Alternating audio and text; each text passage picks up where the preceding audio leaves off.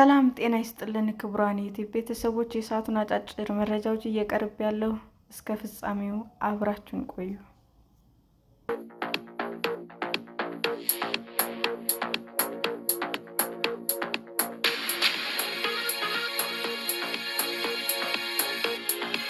በመንግስት ከሚመደብላቸው ተማሪዎች በተጨማሪ የአካባቢዎችን ሰዎች የሚያስተምሩ ዩኒቨርሲቲዎች መኖራቸው ተነገረ። በየዓመቱ ከሚመደቡላቸው ተማሪዎች በተጨማሪ በአብዛኛው በአካባቢዎች ሰዎች የሚሞሉ ዩኒቨርሲቲዎች መኖራቸውን የትምህርት ሚኒስቴር አስታወቀ።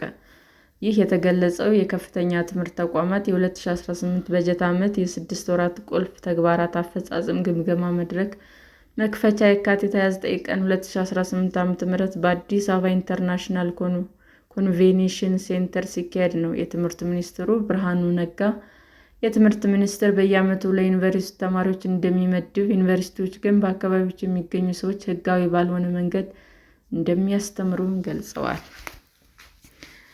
ዩኒቨርሲቲዎች የፌዴራል ተቋማት መሆናቸው ቢታሰብና ከተለያዩ ክልሎች የሚመጡ ተማሪዎች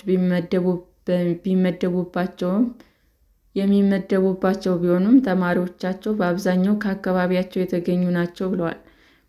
የትምህርት ሚኒስቴር ያልመደባቸው ተማሪዎች ከየት መጡ ሲሉም የጠየቁት የትምህርት ሚኒስትሩ በተያዘው በጀት ዓመት 6 ወራት የሚያስተምሯቸው ተማሪዎች መረጃ ሳይልኩ የቀሩ ዩኒቨርሲቲዎች መኖራቸውንም ተናግረዋል። ለምሳሌ በጋምቤላ ዩኒቨርሲቲ 170 ተማሪዎች ሐሰተኛ የትምህርት ማስረጃ ይዘው ሲማሩ መገኘታቸውን፣ በትምህርት ዕድል ስም ሐሰተኛ የትምህርት ማስረጃ ይዘው ከደቡብ ሱዳን መጥተው የሚማሩ መኖራቸውን ገልጸዋል። ይህም ድርጊት በየዓመቱ የትምህርት ሚኒስቴር የሚመድባቸው ተማሪዎች በዩኒቨርሲቲዎች ውስጥ እየተማሩ ስለመሆናቸው ከአንድ ሳምንት በፊት ጀምሮ መረጃ ወደ ማሰባሰብ እንደሚገባ አድርጓል ብለዋል። ዩኒቨርሲቲዎቹ ትርጉም ወደ አለው ተቋምነት መመለስና በሕዝቡ ላይ አመኔታ መፍጠር ላይ በቅድሚያ ሊሰራ ይገባል ሲሉም አስረድተዋል። የትምህርት ሚኒስቴር የከፍተኛ የትምህርት ተቋማት መሰረታዊ ዓላማቸውን እያጡ በመሆናቸው ወደ አዳሪ ትምህርት ቤቶች የሚቀየሩበት አሰራር እንደሚኖር እያስጠነቀቀ ያለው በዚህ ምክንያት ነው ሲሉም አስታውቀዋል። በቅርቡ በተሰጠው የመውጫ ፈተና ስርቆት መከሰቱን፣ የዩኒቨርሲቲዎች የኢንፎርሜሽን ቴክኖሎጂ ባለሙያዎች በፈተና ስርቆት እንዳሉበት፣ የዩኒቨርሲቲ መምህራንም ለተፈታኞች የሚፈተኑበት ሁኔታ ማጋጠሙን ተናግረዋል። የትምህርት ሚኒስቴር የከፍተኛ ትምህርት ዘርፉ ይህ ችግር ሲፈጠር እንዳላየ ያሳልፋል ሲሉም ችግሩ የከፍተኛ አመራሩ ጭምር መሆኑን ገልጸዋል። ይህም በዘርፉ ውስጥ ብልሽት መኖሩን የሚያመላክት ነው ሲሉም አብራርተዋል። ዩኒቨርሲቲዎች አደጋ ውስጥ የሚከቱ ጥፋቶችንና ማጭበርበሮች የሚፈጥሩ ሰዎች ለማባረር በተቋማት በኩል ፍላጎት መኖሩን ገልጸዋል። ዩኒቨርሲቲዎቹ ትርጉም ወዳለውና በሁለት እግራቸው መቆም የሚያስችል ተቋምነት መመለስ ላይ ቅድሚያ ተሰጥቶ ሊሰራ ይገባል ሲሉም አሳስበዋል።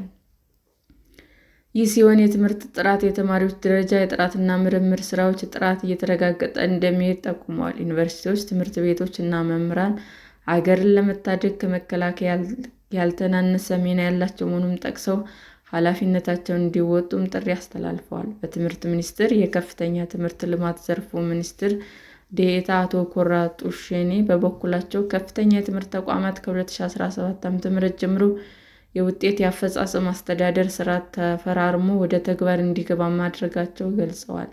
በዚህም በዘርፉ የአመለካከት ለውጥ እየመጣ ነው ብለዋል። በስምምነቱ መሰረት እየተሰሩ ባሉ ስራዎች ነባር ችግሮች ለይቶ ማወቅና መቅረፍ፣ የተማሪዎች የማለፍ ስራ የመቅጠርና የመፍጠር ምጣኔ፣ የጥናት ምርምር ውጤት ጥራት ላይ መሻሻሎች እየመጡ መሆኑን ገልጸዋል።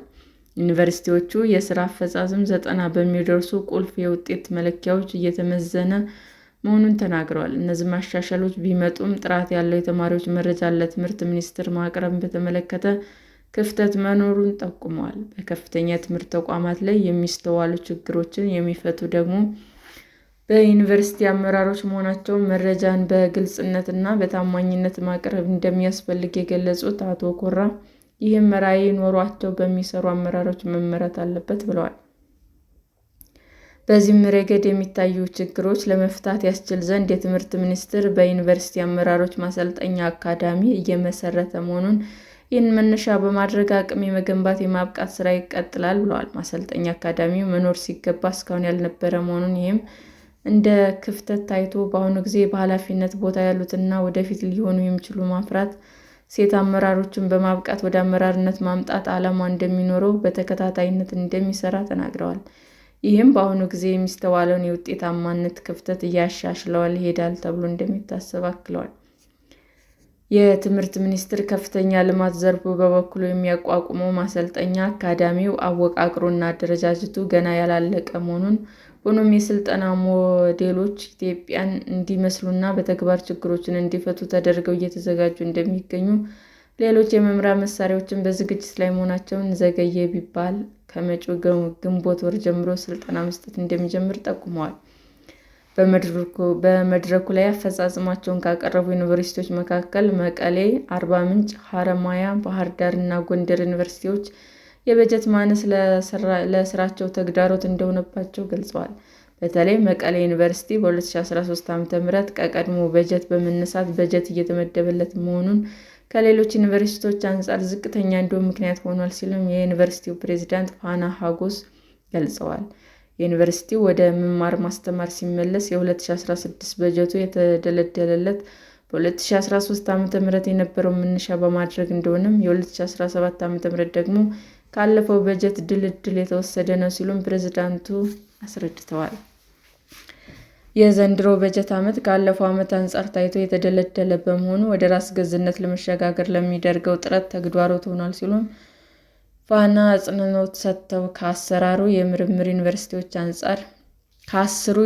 ዩኒቨርሲቲዎች አንጻር የሚመደብለት በጀት ዝቅተኛ መሆኑን ተናግረዋል። ችግሩ በ2019 በጀት ዓመት ይደገማል የሚል ስጋት እንዳላቸው የትምህርት ሚኒስቴር ጉዳዩን በትኩረት እንዲመለከተው ሲጠይቁ መቆየታቸውን አውስተው ምላሽ እንዲሰጣቸው በድጋሚ አሳስበዋል።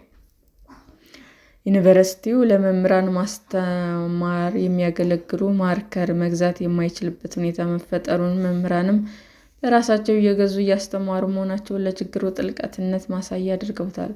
በዩኒቨርሲቲው የተዘጉ በርካታ የተማሪዎች መኖሪያዎች እንደሚገኙ፣ የመውጫ ፈተና መስጠት የማይችሉ ብዙ ኮምፒውተሮች መኖራቸውን ገልጸዋል። ዩኒቨርሲቲው የዘንድሮ ዓመት የሥራ ማስኬጃ በጀት ከ800 ሺህ ብር ያልበለጠ መሆኑን፣ ከዚህም ውስጥ 400 ሺህ ብር ለምግብ ወጪ መመደቡንና ስራ ላይ ለመዋል የሚጠበቀው ቀሪው እንደሆነም ተናግረዋል።